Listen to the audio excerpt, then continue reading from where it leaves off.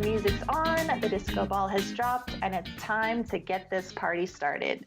You're listening to episode 19 of DiscoTrek, a Star Trek Discovery after party podcast here on the Tricorder Transmissions Network. I'm your host, Heather Barker, and with me at the turntable is my favorite co-host, that is Mr. Jeff Hewlett. Hi, Jeff. How are you? How's it going, Heather? I'm doing great. I'm doing pretty well. We're like 4 months from STLV, so it's nice to talk both Discovery and to talk a little STLV over on Shore Leave from time to time. Sure is. Especially with our friends. So we'll get to that in a moment. For those who aren't familiar with the podcast, we're a community-based Star Trek discotheque of sorts, focusing on each episode of Star Trek Discovery as they air. However, in the postseason, we are doing some deep dives with all of our favorite characters. Our last episode focused on Lorca, and I took to Twitter and asked who they'd like to talk about this time, and Miss Sylvia Tilly won. So we are super excited to focus on Ensign Sylvia Tilly.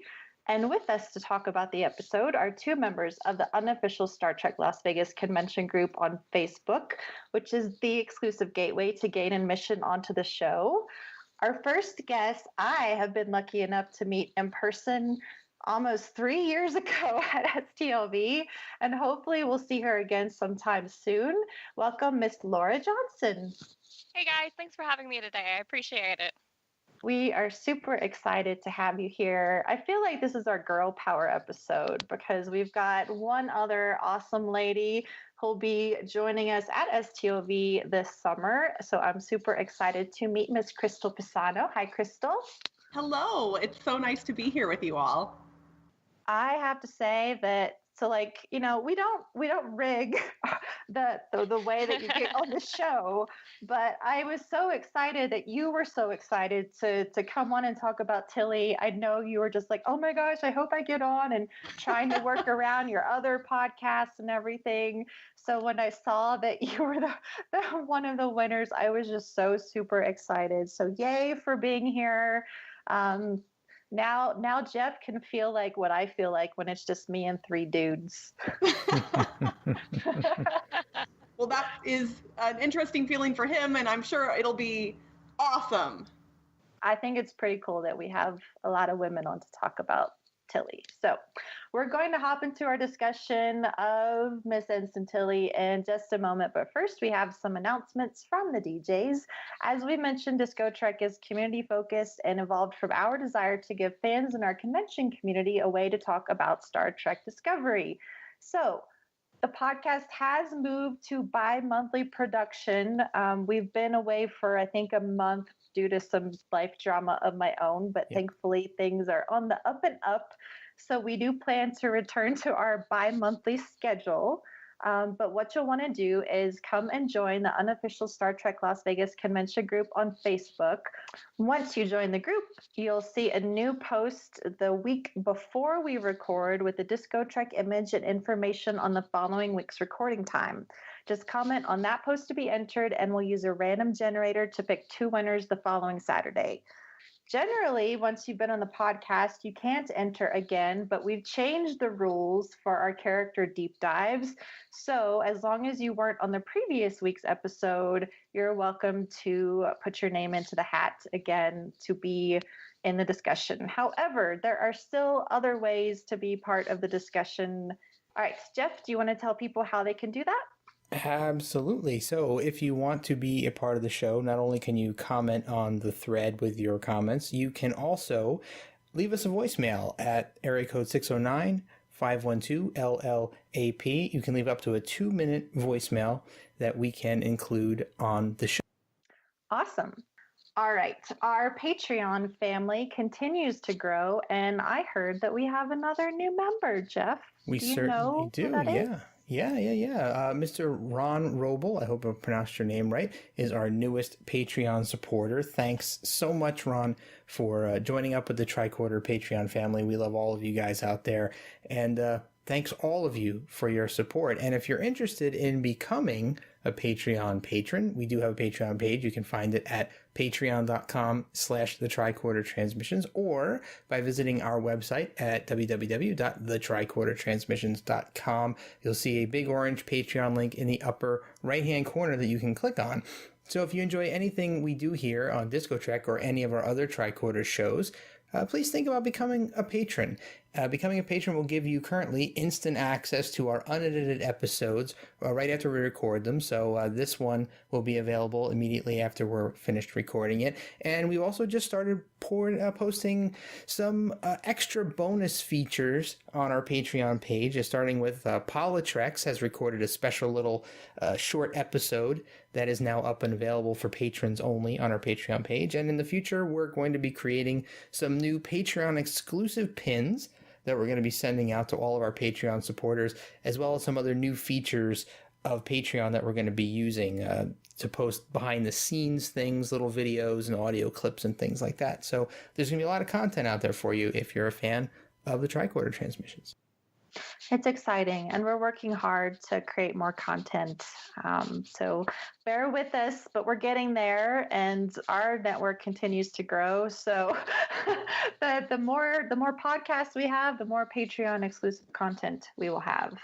You all put out a lot of really awesome content for the patrons, and I'm speaking as one of them. So, yeah, I know it's like everybody hears the hosts of a show talking about ways to support them, but I'll speak as a non-host of this show that these folks and all of the other Tricorder Transmissions podcasts put out a lot of content, and more so than a lot of other podcast networks that are on Patreon. So definitely, if you have a couple dollars to toss their way, all of you out there listening to this, support them. It is a good thing to do. Support artists making art. So. Thank you. That's very sweet. Yeah, thank you so much. And it doesn't matter. It can be $1 a month. It can be $10 a month, whatever. But our show, our network is brought to you by our Patreon family. So we're excited anytime we get a new supporter and just so extremely grateful. All right. Black alert, and I feel like I don't need to say this anymore, but we're talking about Discovery. We're talking about the entire first season of Star Trek Discovery and Miss Sylvia Tilly, so there will be spoilers. If you haven't seen Discovery, this is probably not the podcast for you. Please go watch Discovery and come listen. Typically, our show is segmented into 3 parts, and we're abandoning that for these discussions just so that we can have a more organic discussion about the characters. With that said, I am so excited to talk about one of my favorite characters. Oh my gosh. All right. We are going to open with our first reactions. And so this is the question that I have for everyone, and I will call on you by name, but let's see. How about Laura? How did you feel when we were introduced to Tilly, and did your feelings about her change over the course of the season? My first impression was, oh my gosh, she's adorable and she's big-hearted. I also noticed that she wasn't supermodel thin, and I liked that we had more representation there in terms of body types and women. So those were some immediate impressions. But then she kind of started talking, and she was shy and she was sweet. And we're so used to Starfleet bold and almost the cowboy captaincy and characters, that so on and so forth, that it was very interesting to see a more quiet-natured character that was a human. And as she grew on, there was depth and there was development, and watching her come into her own, especially with Captain Killy. It was really sweet to see that development, but she never changed who she was. She kept this really big heart, and she ended up being the heart of Discovery, which I'm sure we'll touch on a little bit later on. I liked that they ended up letting her use that aspect of herself without making it corny. And so, yeah, from first impressions, I was like, oh, she's shy. I love it. And it was sweet. Awesome. Crystal, what about you? So it's interesting based on how much I love Tilly now, but my initial impression just in her very first scene was, like, really? Like, they're going to throw in, the kind of, like, stereotypical annoying roommate character. I kind of liken her to, if I don't know if a lot of your fans that listen to this are also Doctor Who fans, although I imagine there's some crossover, but I kind of liken her to Donna Noble's introduction in Doctor Who, where her first introduction, she's incredibly off-putting, and then basically from day 2 on, once they add her to the show again later, you just fall in love with her immediately, and you can't imagine life without her after that. And that's how it was for me with Tilly.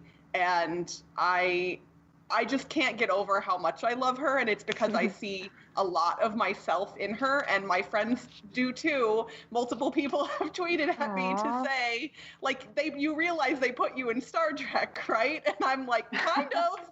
That's a little weird, but yes, I get it. So it's the first time I've ever seen a character in Star Trek who resonated with me this strongly, and so I love her so very much. And I recognize that I have some annoying qualities as well, so it fits.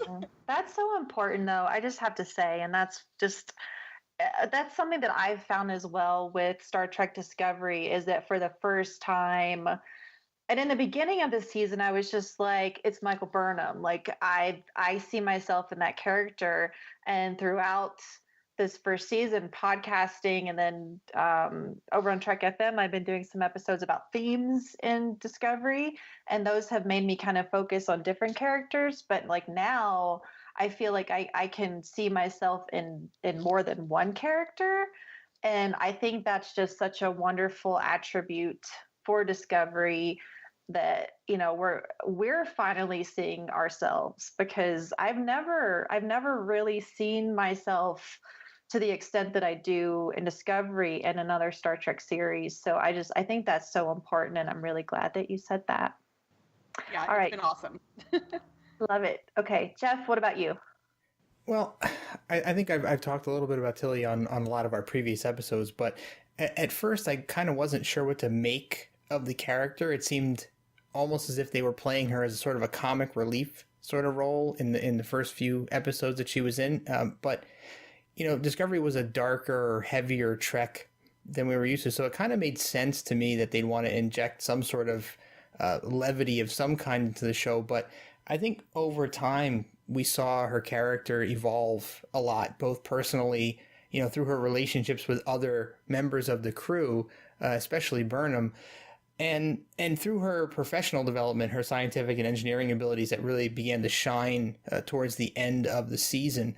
And not to mention, of course, Captain Killy. So that brought a lot to the table as well, especially when she was trying to do her best impression of what she thought Mirror Tilly would be like. But so I guess in general, I'd say that, she grew from a character that I thought might be more of an ancillary character to what I wound up thinking was a very important character by the time the season ended.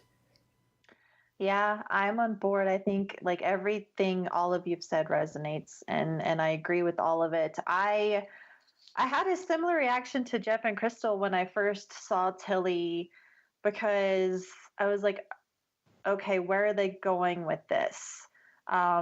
She was so different, and part of it was, just her personality, and how like she was like a little ray of sunshine that walked into the room of the dark Discovery. So I was a little like, oh gosh, like, is this too much? Is this going to be balanced well? I don't know. But even in the first episode that we saw her in, Context is for Kings, like she goes from kind of being a little comedic, what's going on, asserting herself and telling Michael Burnham that she's going to call her Mickey. Yeah, that was funny. Which I thought was just such an interesting moment. And I'm glad that Michael countered her and was like, no. But anyway, just in Context is for Kings alone, like, yeah, we see her kind of as shy and a little awkward, talking too much, and she refers to her special needs, which we'll talk about in depth here in a moment. But she goes from telling Michael Burnham that they have assigned seats in the engineering lab, and then once they're on the ship on the way, or the shuttle on the way to the Glen, she flat out apologizes to Burnham for treating her that way, and explains why she did, which I thought is just it's so important. And that's one of the things that I love about Star Trek is that it's so good at teaching us what proper communication is. Um, it just sets such a high example. So immediately when we meet Tilly, like we have that happening. And then once they're on the Glen, like, Tilly kind of takes control. She calls out when they think there's someone on the ship. She calls out and says, "Come out of the shadows." And so that was a really cool moment. And then we end that episode with her saying that she's going to be a captain someday. And so for an introduction, I'm just like, holy wow, like that's a lot. And I definitely agree that over the entire season, we kind of see all of this fleshed out. And Tilly definitely does become the heart of Discovery, and just such a wonderful human being. Like, wish more people were like Tilly.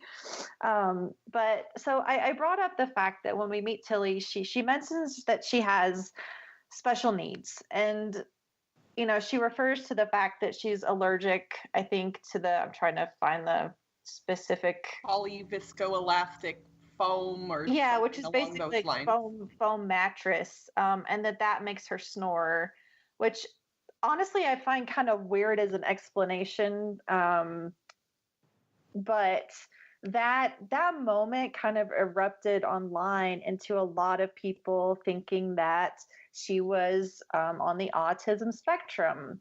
And I wanted to talk about that a little bit. I don't know if I'm not on the spectrum. I don't know if anyone here is. I have friends who are. So I think it's an important thing to talk about, because Mary Wiseman did confirm in an interview that she's not, that it's not something that was discussed in the writer's room. They never specifically described Tilly as being on the spectrum, and it wasn't her intention to play her on the autism spectrum.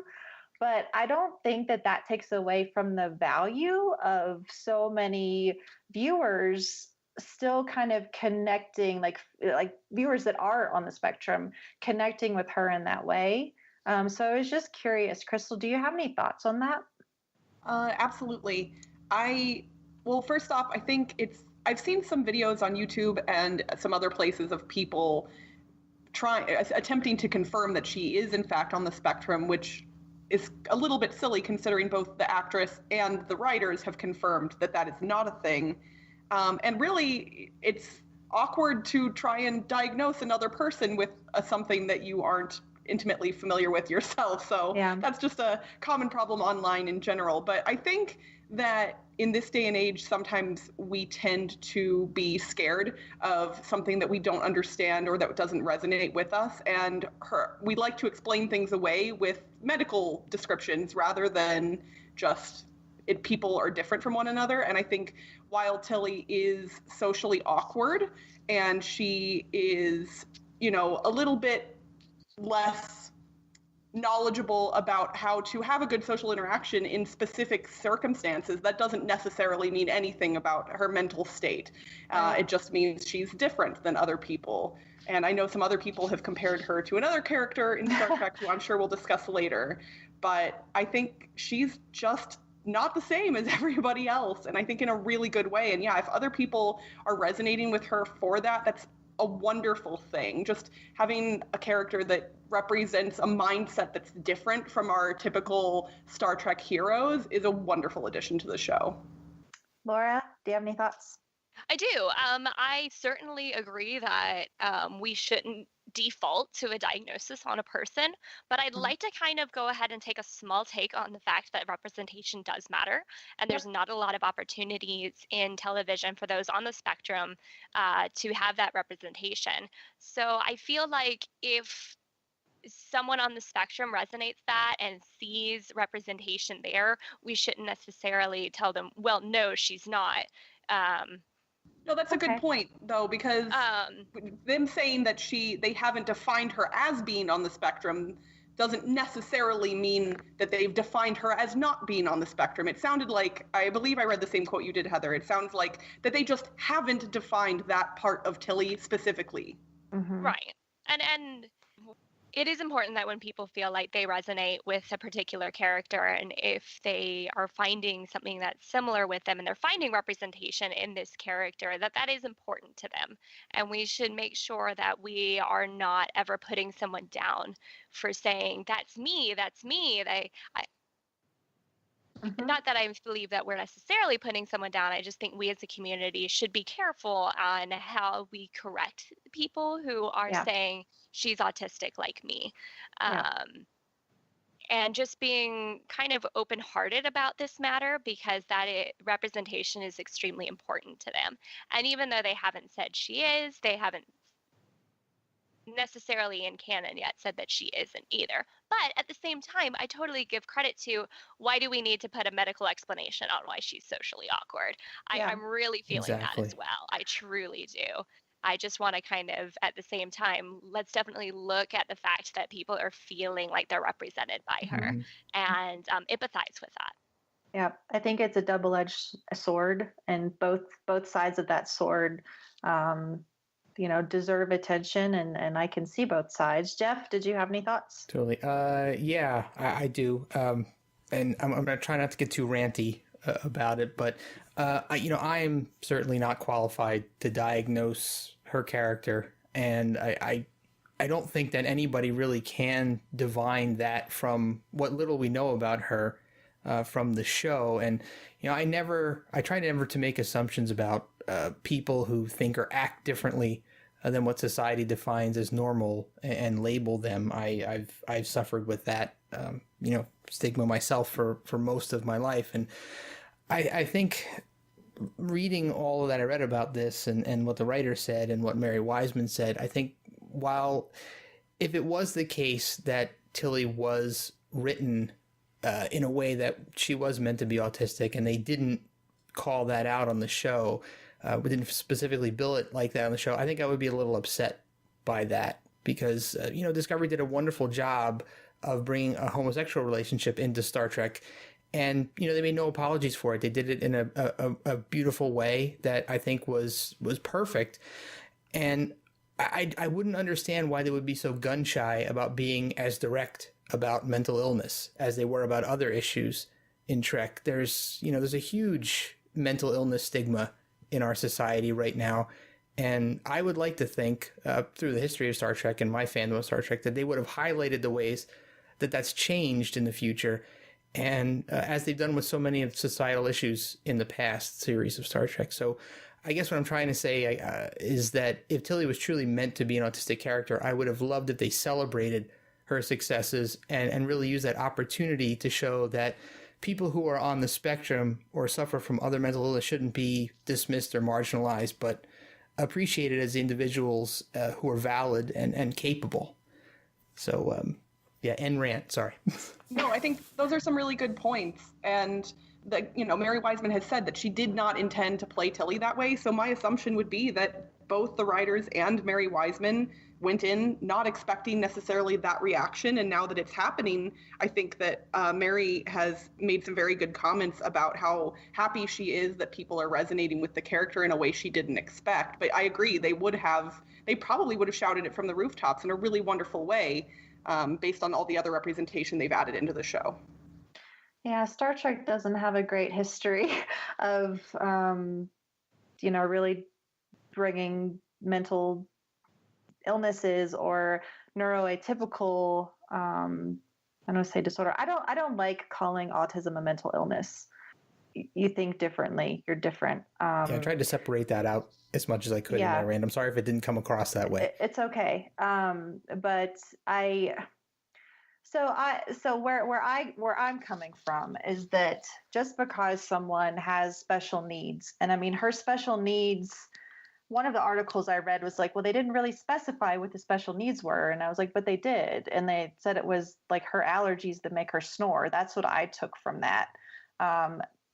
Maybe there were other things that she was referring to that were not mentioned. I don't know, but on one hand, it's really great that autism and the autism spectrum are being more understood and talked about these days, and people are learning how to treat others, kindly and fairly and to not discriminate against someone because, oh, you're autistic. There are better ways to talk about this. I have a friend who's on the spectrum that really identified with a way to refer to someone who was on the spectrum. And I wish I had asked her the specific way to refer to her.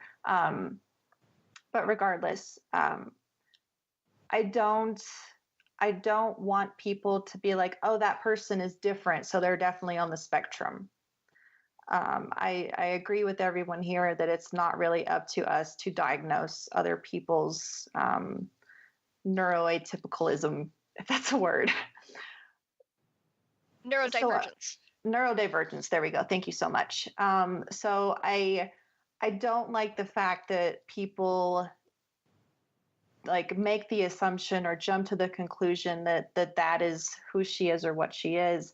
However, I don't, I agree with you, Laura and Crystal. Like, I don't want to tell people who are neuroatypical that they can't identify with her, because that's not what's happening. There was a really great article over at the Women at Warp blog about Dax. And I think a trans woman who had transitioned, and she looked to Dax the entire time. And Dax isn't a trans character, but the fact that the character still resonated with her was just extremely important. So, I mean, and that's what Star Trek is, right? Star Trek is kind of what we make of it. Like, we all have a personal connection to Star Trek.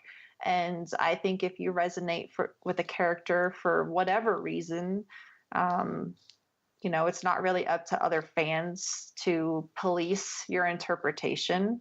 So, like I said, it's kind of a double-edged sword, and I think that, okay, we'll take it for what it is. That the writers and Mary have both said that that's not who Tilly is. Like, she's not on the autism spectrum, but that isn't necessarily a reason to tell anyone who resonates with her because of that they're not.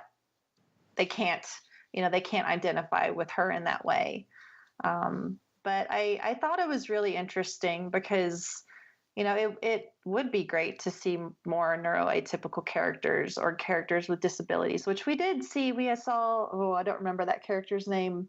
I know who you're talking about. The one who was in the wheelchair during Magic to Make the Sanest Man Go Mad. I don't remember his character name either. I feel bad. And there was the woman in DS9 as well. Yep, Melora. But those were physical. Yeah, and the Melora episode was kind of weird. It's one of those things where Star Trek, works around everything, because her situation, it wasn't, that's a whole other episode. Technically it was the gravity, that she was used to different gravity. But they did tackle it from the point of someone who's differently abled. So I don't remember if that episode is called Melora. Do you guys remember? Just to refer to, but yes, DS9 character's name is Melora. Google it. I think the episode's name is Melora as well. So since it got brought up, we'll go ahead and move over, since it's kind of in the same line of thought. But Tilly has very often been compared to Mr. Reginald Barclay from TNG and Voyager. So who brought that up? I mentioned it offhandedly, but didn't mention him by name. Well, would you like to lead the discussion on that then? Sure. I don't know if my opinion will mesh with everyone else's here, but I don't actually like the comparisons that are being made between Tilly and Barclay. I do recognize that both of them are a little socially awkward and a little insecure, but I think Tilly, even in a single season of this show, is already a lot more multi-dimensional than Barclay, and I actually think that that's the case for a lot of the characters in Discovery over some of the characters in the older seasons. And that's not to say I don't love a lot of those characters, but I think the writers on this show have done a better job of making characters multi-dimensional. So whereas Barclay, his stories hinged on his awkwardness, I think Tilly's stories don't hinge on her social ineptitude, as it were. They hinge on her heart and her goodness and her genuine care for other people. And then sometimes the awkwardness gets in the way a little bit, but aside from that very first scene, it isn't what she's about. It's just a part of her. And so I don't think they're as similar as a lot of people say, but I do understand that they're comparable. Do you think that she remained awkward for the entirety of the season? I don't actually, and it's kind of one of my few weird dislikes about how her character was handled. She's my favorite and I love her, but I actually think she grew more as a person in this season than seems realistic based on the time frame that this season constituted. And I love the growth. I love where they took her. I love everything that happened to her, but I do feel like it happened faster than it should have based on how she was introduced to us. Interesting. Laura, what are your thoughts? I think that it's possible that when Tilly shows a great amount of emotional intelligence, that doesn't necessarily always correlate with sociability in general. However, in the beginning, she did state that, I'm sorry I had you go away because I'm still trying to fit in. I'm still learning my place and I'm kind of shy. It's been a few weeks since I've seen that episode, but am I correct that that was about what it was, if memory serves? Yeah, I think so. Yeah. I think that she always had that confidence there, but she just didn't know anyone and she needed help getting out of her shell. I didn't see so much as a large change in her core character in that aspect, so much as she learned to be comfortable around everyone and was more comfortable being who she was. Yeah. Jeff, what about you? We have sorry, I'm sorry to interrupt. Do we have any knowledge about how long she's been on Discovery before Michael arrives? Like, obviously she's a cadet, but do we actually know how long she's been on the ship? If I may. Go ahead. Well, if someone doesn't have an actual answer, I have a good guess. No, I just have, I think they might explain it in a comic. But go ahead, please. In a lot of the RPG books that have come out, as well as it's mostly in the RPG books. Fourth year cadets can do and should do, and even in some of the academy books talk about doing time on ships during their fourth year. So she couldn't have been there any longer than within that year of her being a fourth year cadet, because I think I remember she had the 4 pips of a fourth year cadet. So she hadn't been there very long, especially since she didn't have anyone assigned to her recently, and she was talking about not having any friends yet and trying to fit in. I think she hadn't been there very long.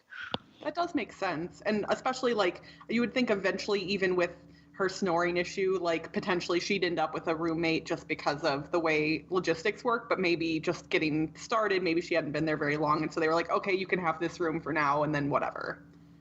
Yeah. Jeff, what are your thoughts? Do you think Tilly was anything like Barclay? Well, I think my comments are going to be a lot like Crystal and Laura's, but I mean, I can see some parallels between the two, but they are very different. I think Barclay was much more neurotic in my mind, and Tilly, while being socially awkward at times, was much more level-headed. And I mean, there were times where I questioned why Barclay was allowed to work in the condition that he was in. And I never felt that way about Tilly at all. So that's a huge difference. And I mean, in some ways it feels like it's not a fair comparison. I mean, lots of characters in Star Trek have some similarities, but to draw a definite equivalent between the two, I think is very unfair. It just doesn't compute for me. So I don't put a lot of weight behind that comparison. I'm not a Barclay fan to begin with. I'm not either. I tend to skip over any Barclay episodes. I'm not. I understand how people came to that conclusion in the very, very beginning, but I think that Tilly is a much stronger character than Barclay was. And like I said, just in that first episode alone, we see her, being a little socially awkward, but then really taking charge when they're on the away mission and flat out saying, I'm going to be a captain someday, which tells me that she knows what she wants and she has the confidence to get there, despite the fact that she knows she needs to learn quite a bit. I'm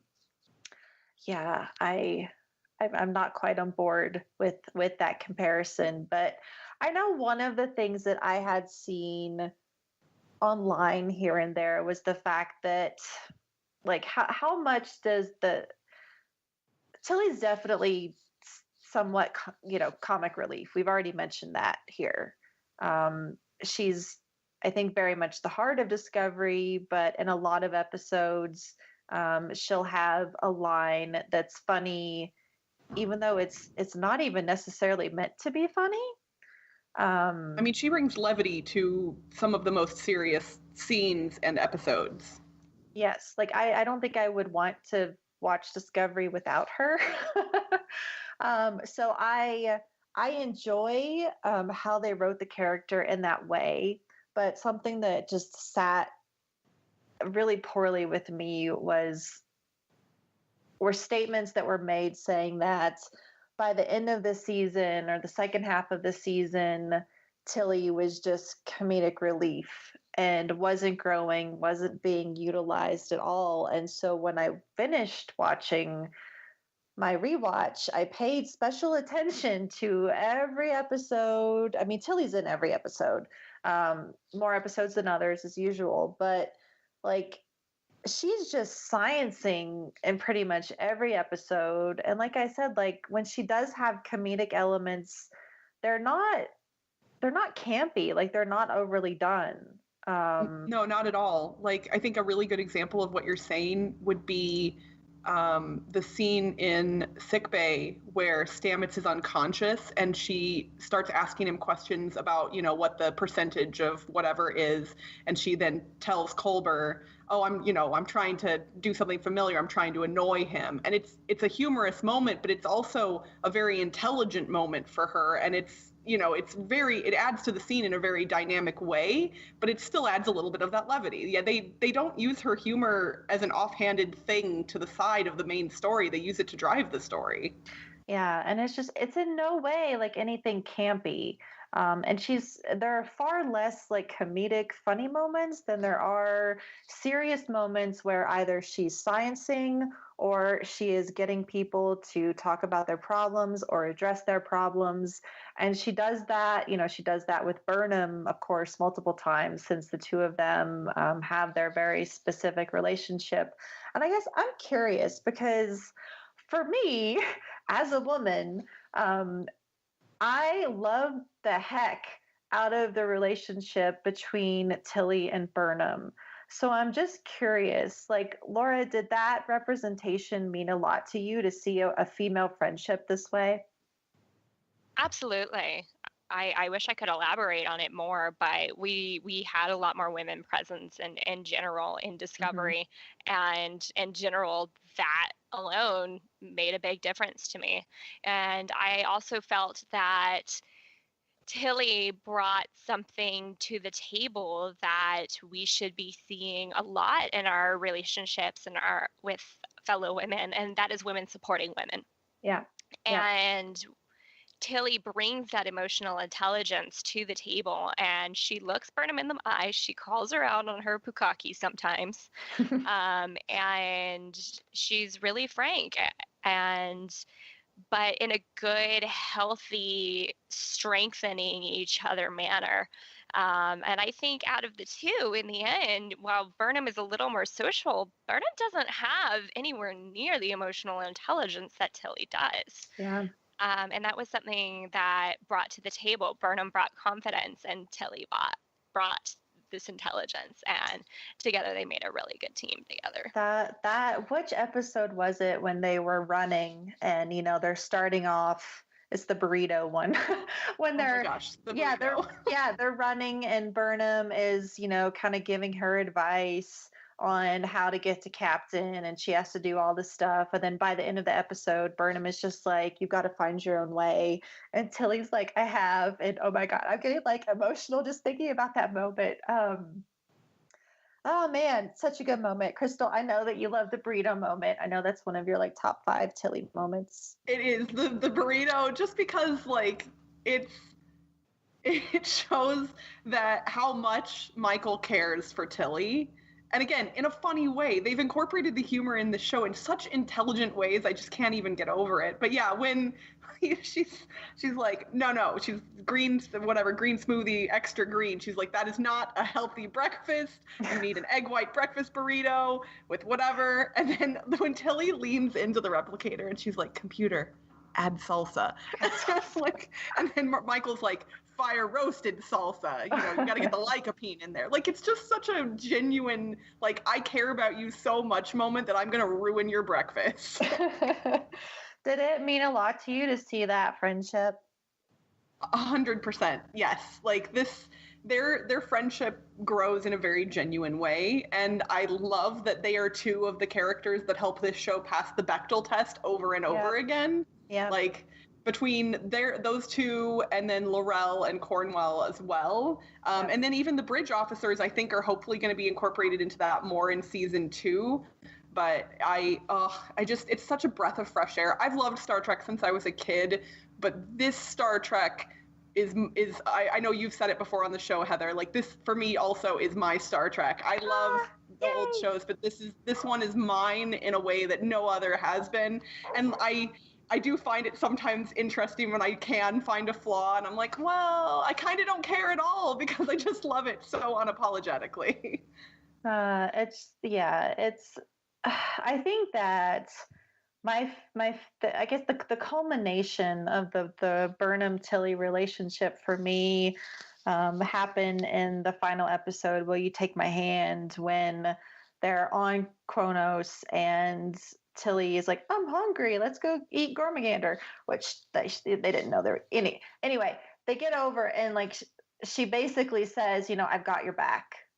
We don't see that. Like, I mean, we see some women camaraderie across the series of Star Trek, but we've never seen it, in my opinion, like we have in Discovery. And so even like when I think Ash and Burnham and then Tilly, like they're walking down the hallway and Ash is trying to talk to Michael and Tilly kind of like comes in between them.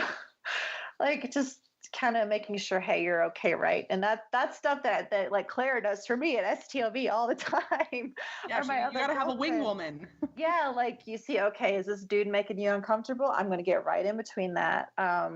So it's just really, really awesome to have seen this relationship. And it's when we first talked about like meeting Giorgio and the fact that Giorgio and Michael had this amazing relationship, and then we lose Philippa. And so, intro Tilly. And so we get a very similar new relationship where, Burnham is the mentor to Tilly. And I'm glad that we got that, because despite the fact that we saw Mirror Giorgio, it wasn't the same type of relationship that she had with Burnham. And so the Burnham-Tilly relationship was just, in my opinion, so awesome. So I'm gonna ask Jeff, because I know that Jeff is on the side of women here. But as a dude, did you appreciate seeing the relationship between Michael and Sylvia? So yes, I did, and it's kind of stood out to me because I don't recall seeing a relationship like that in previous Star Trek episodes. I don't have the same perspective, of course, that the three of you do, but so I can't comment on it as deeply as you guys have. But it was definitely something that I noticed was a positive step forward in Star Trek. I know we talked about the Bechdel test a lot on previous DiscoTrek episodes, and I was glad to see that so much of Discovery passed that test, and I feel like it's a much more progressive Star Trek than we've seen prior to this. So I'll wrap it up there. No, you're good. It's really interesting because I feel like Discovery certainly resonates a little differently with women than it does with men, and we have. Of course, in Voyager, we had a female captain, and I wasn't watching Star Trek when Voyager aired, so I didn't get to participate in the conversations that happened around having a female captain. But having such a strong cast of women in Discovery, it's just been I don't know. I'm gonna almost said life changing for Star Trek. Like it's something really amazing, and it's something that I feel like a lot of women obviously connect with, whereas many men struggle with it. Like they don't connect with Burnham, and I imagine maybe they didn't connect with Janeway the same way. But I see a lot of that, and I'm curious. I'm glad, Jeff, that you appreciate that relationship and having these characters. But I kind of wonder what's going on with a lot of people who don't connect with the women in Discovery. Well, I mean, and that harkens back to societal issues. Like, it does. Why are women expected to, to see something of ourselves in Picard or Cisco, and men aren't expected or even assumed to see something in themselves in Janeway or in Michael or in Tilly? And I think we're getting to a place where some very awesome men like Jeff are actually seeing that, but a lot of dudes don't see things like that, and I don't quite know how we get them to that point, but I think we're making progress by showing them that these women characters are really cool and they're really strong and they're dynamic in a way that sometimes the female characters, specifically in Star Trek in the past, haven't been. Yeah, definitely have not been.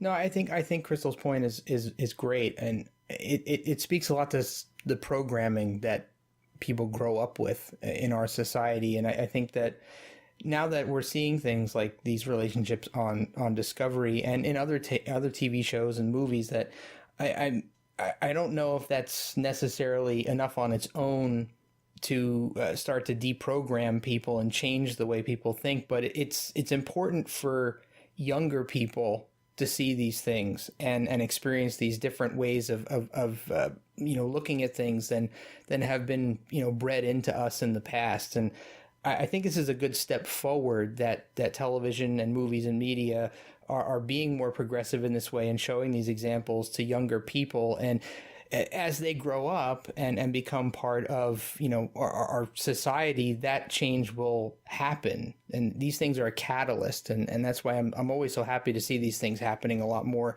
in these shows that people watch so much. Yeah, it's Discovery. I mean, I have to give credit to the writers and the fact that we have many women involved in the production of Discovery now that are helping to create these amazing female characters. And honestly, like, all the women in the cast and crew and the writers' room are important, but I think I actually want to give a tiny bit of props to Brian Fuller, who's no longer associated with the show. He's got a good, decent track record of making interesting women characters, and I'd like to think that he set the groundwork for some of this, for sure. Yeah. So some of his past shows, like, I mean, Hannibal especially, even though the main characters are male, the female characters in that show are really good as well. And Wonder Falls had a female lead. Yeah. I wish we knew more about that whole it's Brian so Fuller confusing. And I honestly, it's funny, I was kind of heartbroken when they announced that he was leaving the show, and I got to a point where I was skeptical whether I was even not actually whether I was going to watch it, but I doubted that I would watch it because I was so excited that he was involved. I didn't watch the panels from Comic-Con last summer. So all of these interviews with the actors and stuff, I'm just now watching them now because I didn't want to either get myself too hyped up or too let down before the fact. And then when it launched, I was just we're just going to go in and see what happens. And I was very, very pleasantly surprised by how amazing it is. Yeah, absolutely. All right, let's see. I'm looking at all of my notes about how amazing Tilly is and trying to figure out where to go with this. We had 3 hours about awesome Tilly moments. We could, and we have a time limit, so I'm trying to move. I mean, we could do a whole episode just about having prominent women characters in Star Trek. Maybe we'll do that sometime. In the meantime, see Women at Work from the Roddenberry Network. So, speaking of Tilly and comedic relief and all that fun stuff. I mean, it really wasn't a super funny moment, but Tilly obviously was the pivot character for, I don't know that that's the right word I want to use, we had our first major profanity in Star Trek. And by major profanity, I mean the F word, which is the equivalent of fracking. So we talked about it already back when we did that episode. But I don't know. How do you guys feel that Tilly was the one who said that science basically was so fracking cool? Laura, what were your thoughts about that? Honestly, I didn't even realize that was the first F-bomb. Like, you pointing it out just now, there was no resonation with me, because honestly, given my career and things I do and go to school, I hang out in gaming groups, it's part of my everyday vocabulary. Yep. So honestly, it didn't hit me. It didn't pause me. And I didn't realize just until you said it. So, and we talked about it way back when, and I don't even remember what my thoughts were at that point. I thought that if they were going to choose a vehicle to use that word, Tilly was a great vehicle to do it. I think that the way that she delivered that line pretty much spoke of what a cadet would probably do. Science is cool. And I think that's so important for women too, because I'm one of those women that struggled with science in school. I didn't have teachers that made science interesting. I was way more interested in writing than I was in science. So having the representation of a woman saying that science is fracking cool is a pretty cool thing. Crystal, what are your thoughts? So it's interesting. Like, cursing in general doesn't bother me, and the idea of cursing in Star Trek doesn't bother me either. But it kind of, to me at the time, felt like, and again, this is my own personal opinion, I don't actually know what took place in the writer's room, but it kind of felt like they were obviously very aware that this was a thing that they were going to do. Mm-hmm. And I think they maybe played it up a little bit too much. So I think Tilly, I agree with you 100% that Tilly was the right vehicle for this to happen. And I think it does give them some setup for possibly some more adult language in the future, and they had to break the ice at some point. But I think Stamets' comment after the fact is what bothered me more. Oh, really? It felt like too much. Like, okay. Again, I don't mind the language, but I think it would have been, I'm not a screenwriter, although at one point in my life I thought I was going to be. But I thought it would have been way better if Tilly had kind of just like muttered it like out loud, and everyone had kind of just turned and looked at her like, oh gosh, did you just say that in front of your boss? And then if Stamets had just like smirked at her and everyone had just gone back to their work. Like, it was just a fun moment where they're like, oh, she just said that? And then everybody's like, okay, cool, whatever. Like, I think it would have made it a little bit more like, oh, this is a thing that's normal and happened, rather than, oh, let's have Stamets repeat it to make sure everybody knows we just did this. So. I think that when we first watched it, I mean, like, frankly, I don't need the F word in my Star Trek. Like, I don't need profanity in Star Trek, given the fact that, Data already said SHIT. It's not something that I find necessary, nor do I really need a mature audience rating or anything like that. But at the same time, like, I thought that the way that they did it was pretty cool. Just because it relayed excitement about science, basically. Jeff, I don't remember what it's been so long now. But it was a while, did you want to add, like, did you want to embellish thoughts here? Well, yeah, throwing out all the stuff I've already said on DiscoTrek, I'm sorry, I would be repeating myself if I said any of that stuff, but I think one thing, thinking back on this moment that kind of made me smirk when the F-bomb was dropped by Tilly is that on a personal level, anybody who's listening to the podcast knows that I never curse on the podcast, and there's also, a work Jeff who turns that off when he's in the office every day. And I never utter any of those words in the office or in front of my boss or anything. But when I'm outside of work, the F-bomb is a normal part of my life, and I use it quite often. And the fact that she said it in front of her boss and her other crewmates while working, kind of made me chuckle because I'm just imagining myself at work accidentally uttering that word or exclaiming it in excitement as she did. And that was why it was kind of funny to me. But, I didn't really mind it in the episode. I mean, we're used to this now in premium shows. I mean, HBO shows have profanity in them, and Showtime shows and other. So I didn't think it was as big a deal as some people were making it out to be. So, it was a kind of a non-issue in my mind. Yeah, I don't know. It's been interesting over the course of the season and after. Like, I remember that when that episode happened and everybody's like, it was just a whole drama thing. And that was the only time that we heard that word the entire season. I think that Michael Burnham said the S word at one point. When she went to shoot the tardigrade, and it was so quick, like most people didn't even notice it.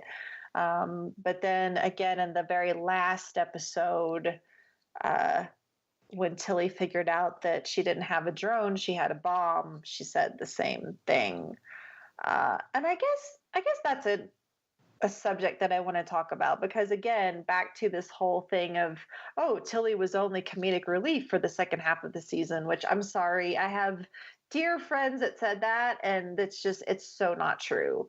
It's not true. It's not true at all. Totally, it's really not. I mean, I paid specific attention and took notes, and basically there's actually very little Tilly humor in the second half of the series.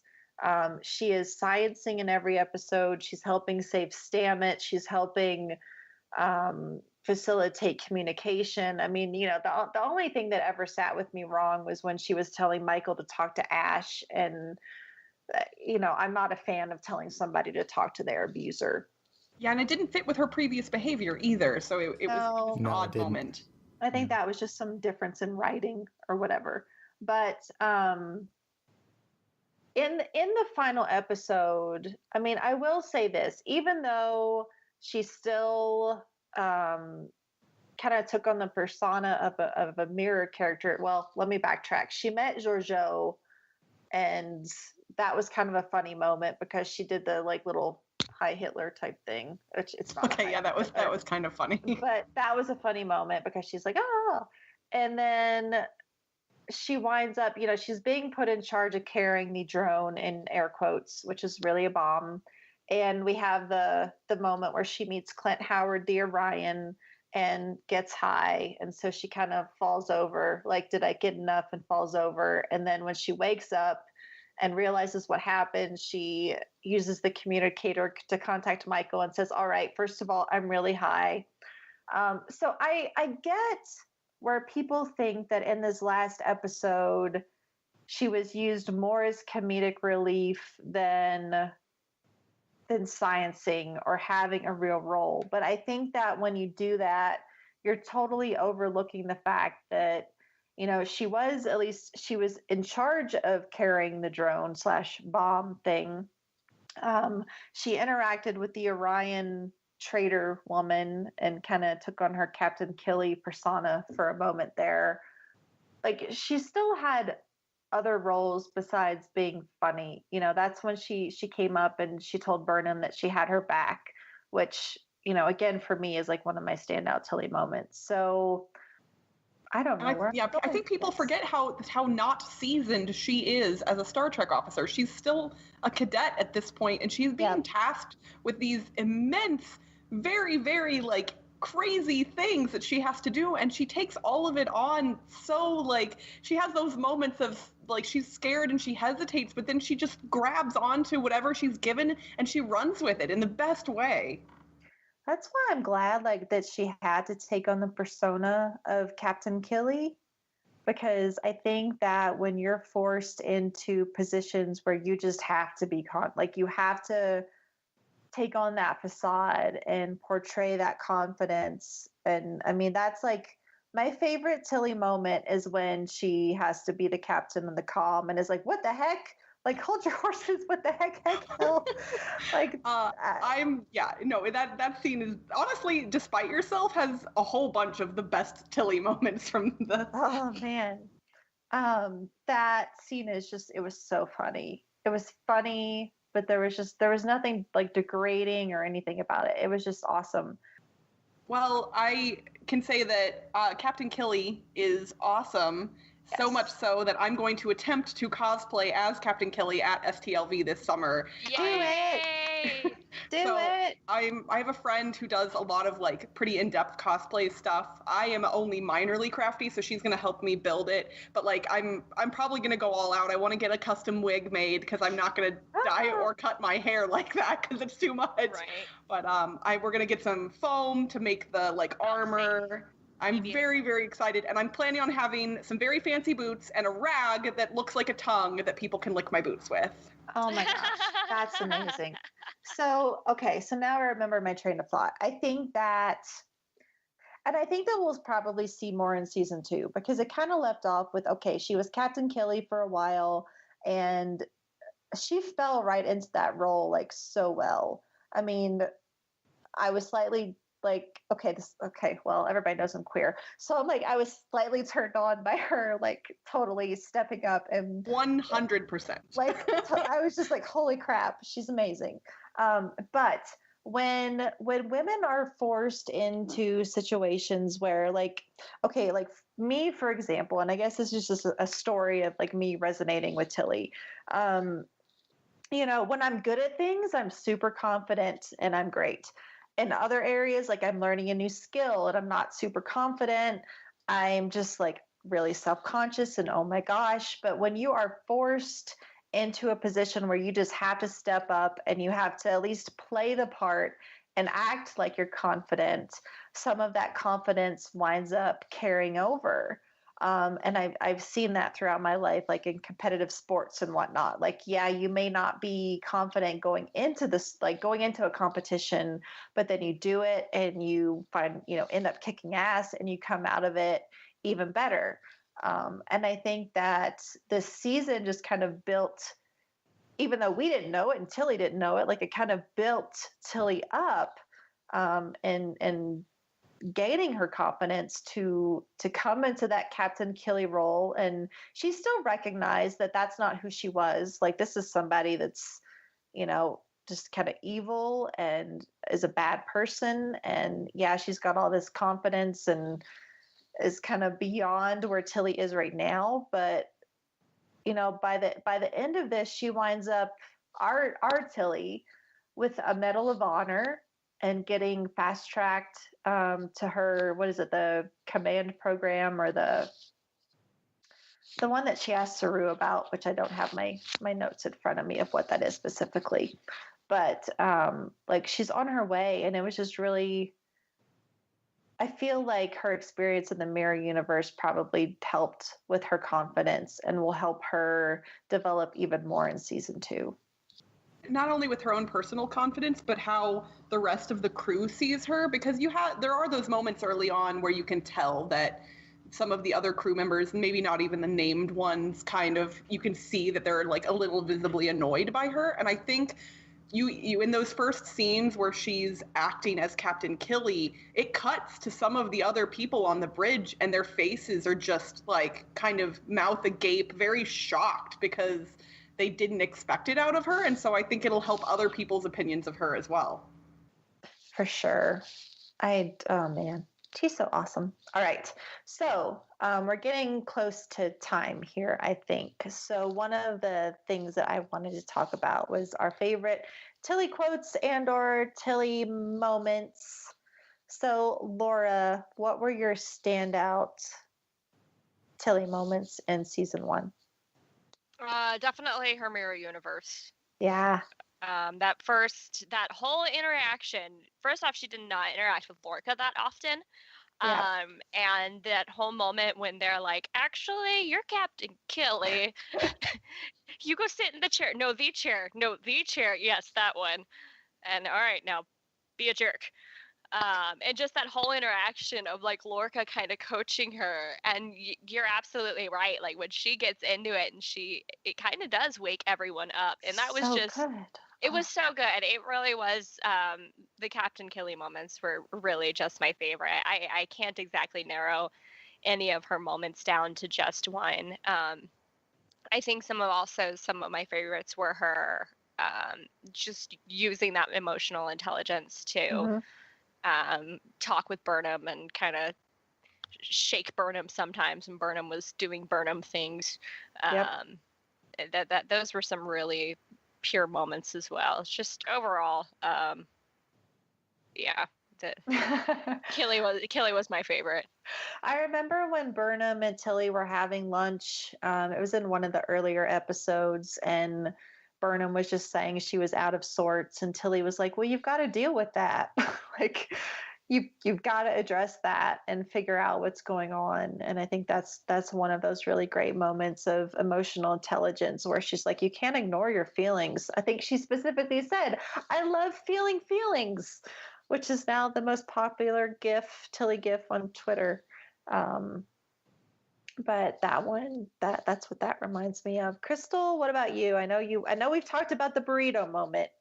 Yeah, we talked about the burrito, and the bootlicking thing, the whole her on the chair for the first time is another one for me. One we didn't discuss would be the scene where Tilly convinces Michael to open Giorgio's last will and testament. Yeah. She gives a really heartfelt speech to Michael about why it's important that she open it, and she's not forceful about it, kind of like she is when she's telling her to go talk to Ash. Yeah. It's very just from the heart and why she thinks it's important for her. And I love that. And then it really isn't, I guess, a favorite moment, but just a favorite thing that will hopefully lead to favorite moments when the spore lands on her shoulder, because I imagine that means she's going to play a very important role in season 2, and I'm so excited about it. I don't know what the heck that spore is. It's the green spore, and we don't know if it's like Culber or Lorca or something. Yeah, like we don't know. It could be anything. It could be. We do not know at all. All right, Jeff, what about you? What are some favorite Tilly moments?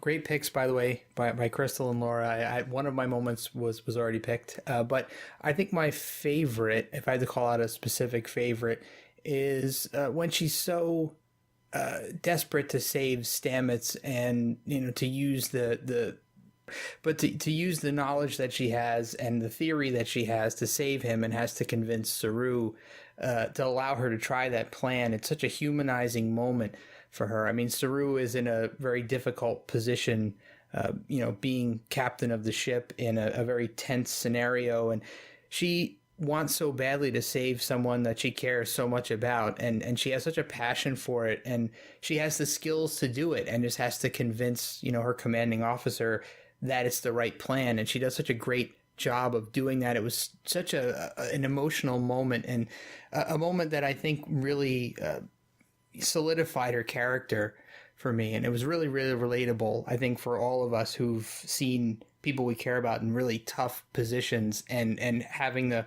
will to want to save them or help them. I just think it was one of the best moments for her in the series so far.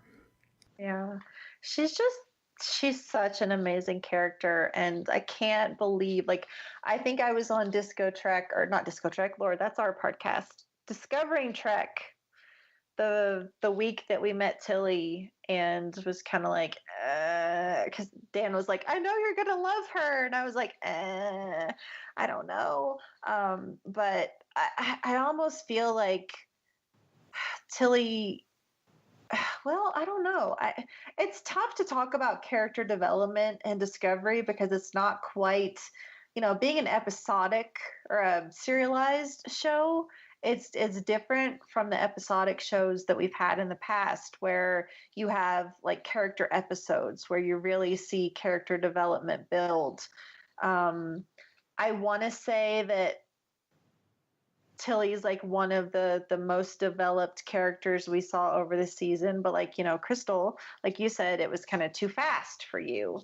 And again, I loved it, but yeah, it felt more rushed than I guess it could have been, but still, yeah. I liked where they ended up, so I'm not mad about it. Well, and like I've said already, even in that first episode, we see both, awkward, shy Tilly, but we see I want to be a captain someday Tilly, and assertive Tilly. So even in the first time that we see her, we get this outline of who she's going to be. So it's hard for me to say that she was the most developed character of the season. But I certainly feel like I know Tilly on a level that I may not know other characters. And that's definitely because, she does have this emotional intelligence and is such a great communicator and is not afraid to communicate her feelings, and to encourage and push the other people in the ship to do so, because it wasn't just Burnham. I mean, it was Stamets. Like when Stamets was having the side effects from the spore drive, she knew something was wrong and she did what she could to get it out of him. And she didn't force him to do anything there. She just said, well, we'll keep an eye on it. She's the dead mother of Discovery, which reminds me a lot of me. And though I don't always love feeling feelings, I do have the heartfelt approach to people. And I do what I can to foster communication where I can.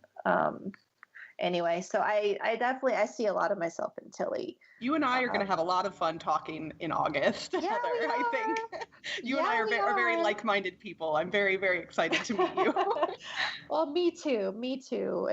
That's a whole other episode. Actually, we're going to talk about friendships over on Shore Leave the next time that we get together.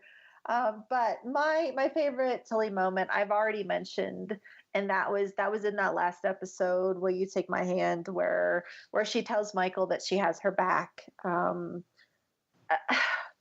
Because I just, like I said, we've never seen women friendship like we have on Discovery, and I've never been like, oh, that's me and my friend, like that's totally what we would do, or that's totally what my friend would do to protect me, or what. It just, we haven't seen that, and to see it now is extremely meaningful and awesome. And I'm so happy to have an entire season of Star Trek that passes the Bechdel-Wallace test. And I'm so extremely excited to have had an episode of DiscoTrek with 3 women and Jeff. And Jeff, because Jeff is also awesome.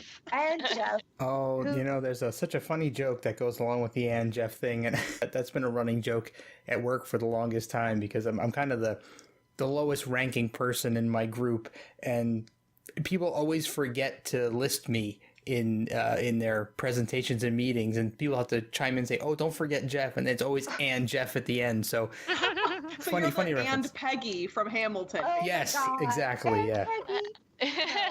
That's me. Me. I'm very lucky. Like, I'm the only female host at Tricorder Transmissions right now. So ladies, if you want to come join our network, please, we need more women. I'm technically on, I have my podcast, and then I'm on 3 others, I think, kind of now, but and that's not the YouTube stuff, but I'm very busy. But if people needed a guest host from time to time, that is definitely something that I could probably do. Well, I like it. We Tricorder Transmissions, like we try really hard to do what we can to keep women in the loop and to be a diverse and inclusive network. So even though we've only got the one me, we do our best to make sure that our shows include women, because we want women voices on the network. So any women out there that have a podcast idea, please bring it our way. But I'm very lucky, even though I am the only woman here, to be among so many men that may not identify as feminists, but certainly are feminist or are supportive of women's rights and having visibility and representation on the network and treating women well. I'm grateful to have that. And Jeff is definitely one of those people. So when we say and Jeff, it's lovingly. Thank you. All right. So we're about at time. So I don't know. I can't imagine anybody has anything to say. Final thoughts about Tilly that aren't just Tilly is amazing. So Laura, final thoughts on Ensign Sylvia Tilly. On Ensign Sylvia Tilly, I'm glad she graduated. I'm glad they gave her full credit. I was excited to see that closing off with her graduation. I think Tilly was definitely, she's gorgeous. But really what they brought forward to the table was this intense intelligence, not only in science, which is fantastic representation, but also that emotional intelligence that I know I just keep going back to and back to and back to, because we don't see it that often in Trek. And this science forward and emotional intelligence are such a good symbol and things that we need to see in more women and more representation of these aspects has made her a really awesome character, and I'm very excited and I'm eager to see more of her. Awesome. Here. All right, Crystal, final thoughts on Sylvia Tilly. I think Mary Wiseman said it kind of best, and she has done it best. She, last year at Comic-Con, before any of us knew who Tilly was, she described how the character was written in the character breakdown, and she said that Tilly was described as an optimist, deeply compassionate, and funny but strong. And thanks to the writing and Mary's performance, I think that they succeeded in that endeavor in spades.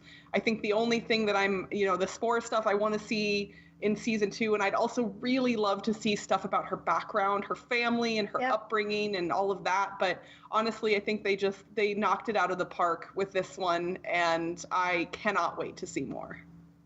Awesome. Jeff, final thoughts.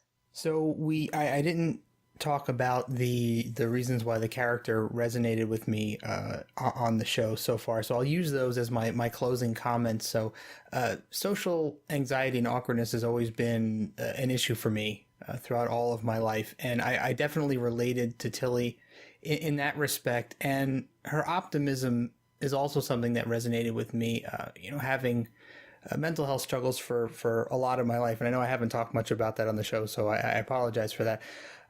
Remaining optimistic as much as I could, it really saved me many, many times in my life. So the optimism of Tilly's character amidst what I see as some of the darkest times in Star Trek was something that really stood out to me and made her much more relatable to me on a personal level. So looking forward to what season 2 brings for her character, as well as everybody else on this show is.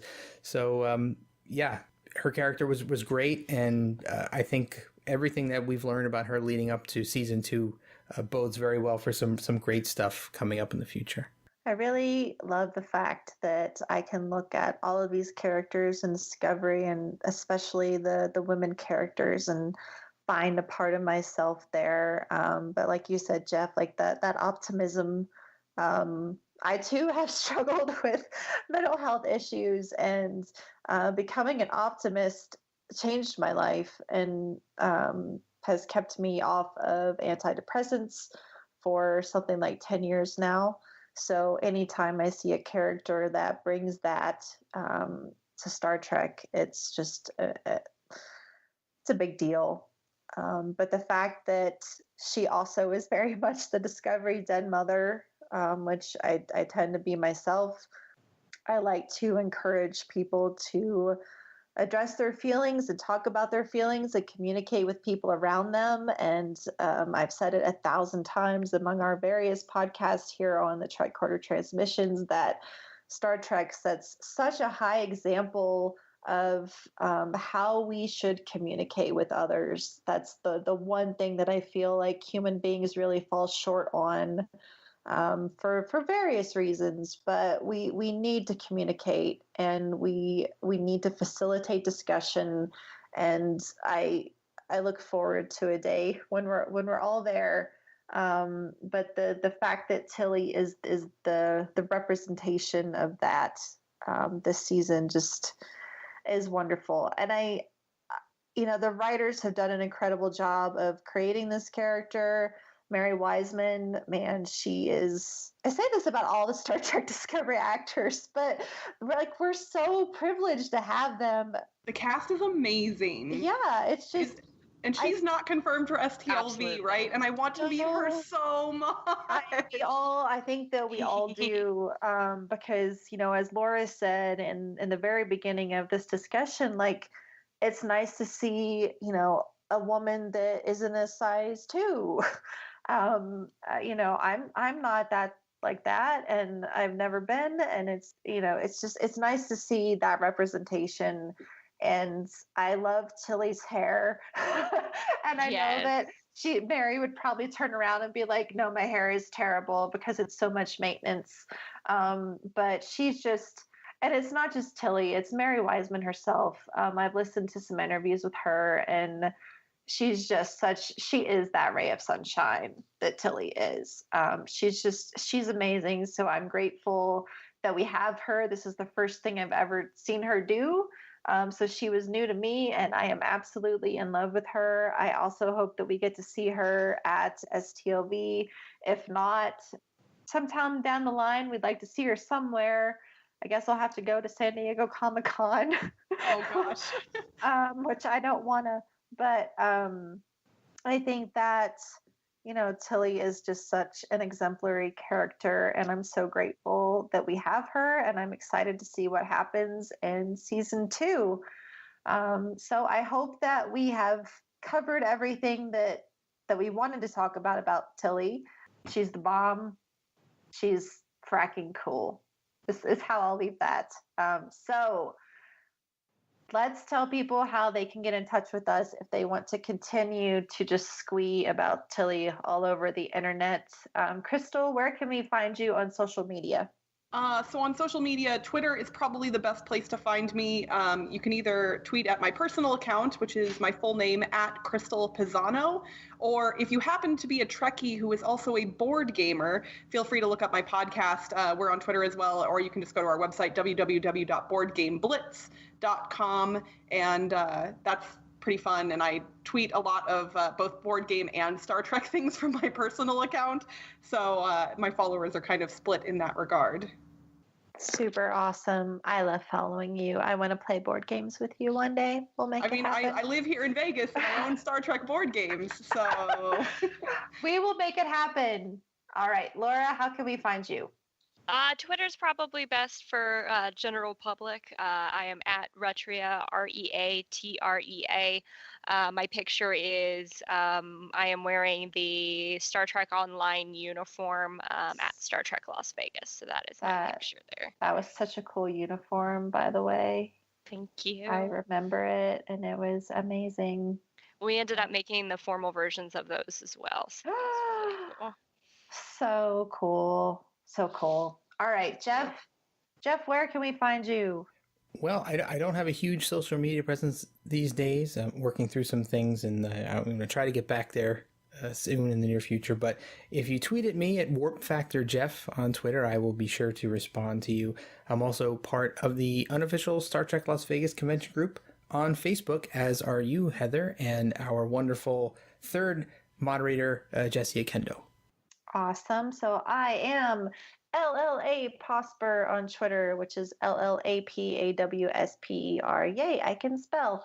I always worry that I'm going to mess that up. We are Disco_Trek on Twitter, and then Tricorder, or at Tricorder Show on Twitter, if you want to catch up with the rest of our network podcasts. And then we are the Tricorder Transmissions on Facebook and at the TricorderTransmissions.com.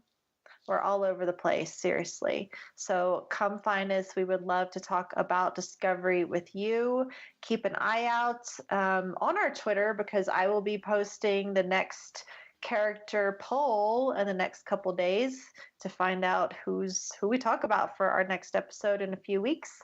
And I guess in the meantime, hang out, live long and prosper, long live the Empire. Long live the Empire. Long live the Empire.